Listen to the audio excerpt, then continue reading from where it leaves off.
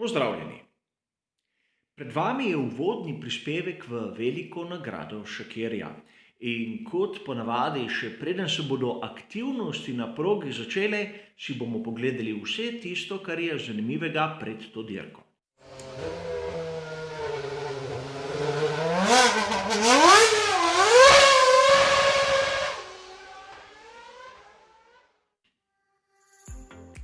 Verjetno si bo marsikdo izmed vas mislil, da uvodni prispevek za veliko nagrado Shakirja bo v bistvu izjemno podoben tistemu za veliko nagrado Bahreina izpred tedna dni. Moram vam priznati, da sem bil sam presenečen, koliko zanimivega materiala je tu za to dirko, kakšne so tiste bistvene razlike in kako moramo na to veliko nagrado Shakirja gledati popolnoma z drugačnimi očmi, kot smo gledali prejšnji teden na veliko nagrado Bahreina. Kot ponavadi, na začetku se bomo malce zazrli v preteklost, kljub temu, da dirke na tej konfiguraciji proge še nismo videli v Formuli 1. Vseeno poglejmo si veliko nagrado Bahreina iz sezone 2018. Znano je dejstvo, takrat je tu prevladoval Ferrari, zmagal je Sebastian Vettel, ampak na način, katerega ne bi pričakovali. Namreč, če se dobro spomnite, ko se je Kimi Räikkönen ustavil v bokseh, se je zgodilo nekaj izjemno nevarnega. Namreč, tisti avtomatski semafor mu je dal signal, Kimi je speljal, ampak mehaniki še niso končali s svojim delom in enega je Kimi Räikkönen povozil.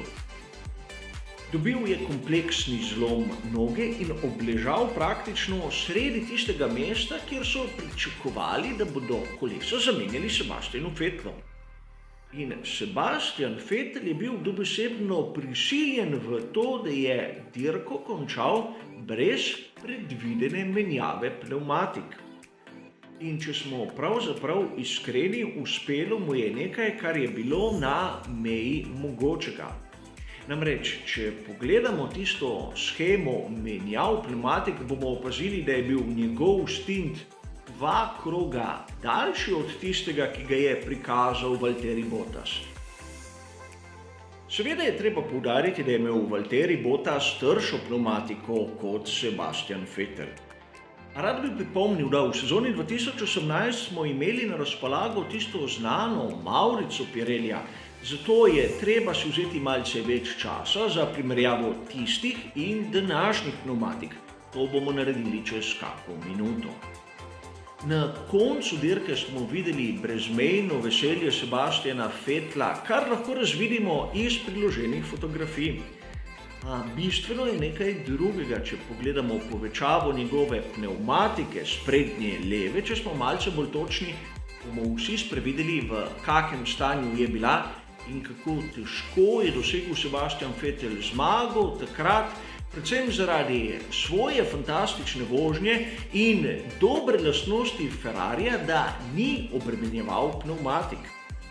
In pravzaprav abrazivnost asfalta in vzdržljivost pnevmatike mislim, da tudi v tokratni veliki nagradi Shakirja bosta poglavitni temi. Poglejmo si, kakšna bo proga za veliko nagrado Shakirja v sezoni 2020. Na prvi pogled je podobna tisti veliki nagradi Bahreina. In ja, velika večina proge poteka po istih ovinkih, a že pri ovinkih lahko vidimo prvo spremembo. Imamo jih 11 namesto 15. In če pogledamo izbor pnevmatik, bomo opazili, da gre za iste mešanice, C2, C3, C4, to se pravi tisti srednji spekter. A če pogledamo vrednosti, ki nam jih daje Pirelli, bomo opazili bistveno razliko. Namreč, čeprav tiste vrednosti, ki se tičejo asfalta in seveda downforcea se niso spremenile, tiste vrednosti, ki se tičejo bočnih sil, katere delujejo na pnevmatiko, so bistveno nižje, kar nam pove, da bomo videli čisto drugačno dirko. Treba je poudariti, da s to spremembo proge bomo videli le 2 coni DRS in ne 3, tako kot v prejšnjem vikendu, in seveda krog je bistveno krajši. Priznam, tudi sam sem si na prvi pogled mislil, da je krog daljši. A v resnici, če pogledamo, koliko krogov bo na dirki, vidimo, koliko je krog krajši, kar pove samo po sebi umevno, da je večja verjetnost gneč med kvalifikacijami in tudi samo dirko. Poglejmo si na hitro te nove ovinke. Če se na hitro spustimo do ovinka številka 5, bomo videli, kam je šla po starem proga in v kateri smeri bomo gledali progo sedaj na veliki nagradi Šakerja. Nato si sledi kombinacija dokaj blagih ovinkov za razliko od tistega, kar smo videli v prejšnjem tednu.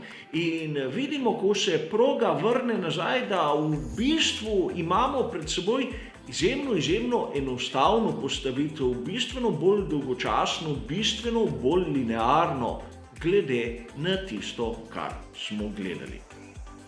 Tisto, kar smo videli v sezoni 2018 kot pnevmatiko z rdečim napisom, smo takrat klicali Supersoft in danes nima ekvivalenta. Tista rumena je bila soft, ampak sovpada z današnjo C3, katera bo tu medium in prav tako rumene barve. In seveda tista medium bo C2, kar se bo danes hard in obe, kot vidite, bele barve. To se pravi, medium in hard je primerljiva pnevmatika s tistim, kar smo videli na tej fantastični dirki Sebastiana Vettela.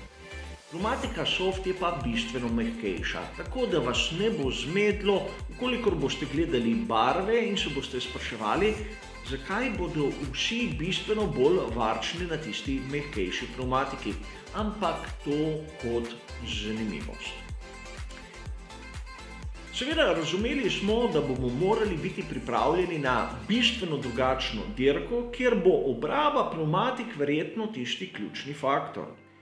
Bistvo se bo sedaj vprašati, kakšna je vremenska napoved in kot ponavadi sem pogledal več različnih virov. Tisti vir, kateremu najbolj zaupam, napoveduje sončno vreme petek, soboto in nedeljo. Ampak ker gre za nočno dirko, mislim, da je malce pretirano govoriti o sončnem vremenu, zato je bolje, da uporabim prave simbole. Jasno bo s temperaturami nekje od 22 do 28 stopinj. Sicer, če bo kdo izmed vas gledal vremensko napoved naprimer na spletnem portalu Scuderia Fans, bo dobil čisto drugačne podatke. Tam navajajo, da lahko v soboto bomo videli celo krajše plohe. Ne vem, možno je, ampak po mojih izkušnjah tista vremenska napoved v preteklosti se je že mnogokrat izkazala kot napačno. Vseeno že to dejstvo, da se bo dirka izvedla malce v kasnejših urah, bo lahko dokaz, da bo tudi temperatura asfalta malce nižja od tiste, ki smo jo videli prejšnji teden in zopet faktor, katerega bomo mogli upoštevati. In kot sem vam povedal, ne gre več za tisto večerno dirko, ampak za pravo nočno dirko. Kar bo pomenilo, da po slovenskem času se bodo kvalifikacije začele ob 18. dirka, ogrevalni krog ob 18:10. Hotel bi vas opozoriti na nekaj. Ker bo drugi prosti trening v sorazmerno istem času kot kvalifikacije in potem sama dirka, pomeni, da se bo ta končal ob 20. jutri v petek.